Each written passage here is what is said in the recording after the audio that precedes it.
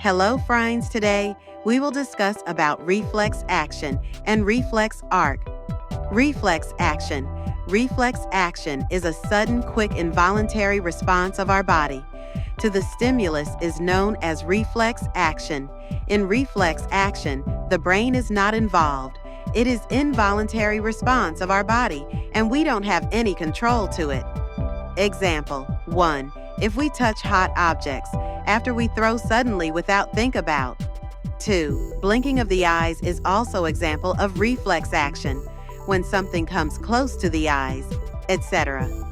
Reflex arc.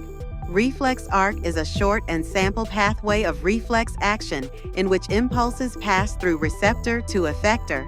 Example, if we hear a sound through receptor, ear, and send to coordinators, brain, the brain analyzes the sound and send the response to effector. So the all process occur, pathway is known as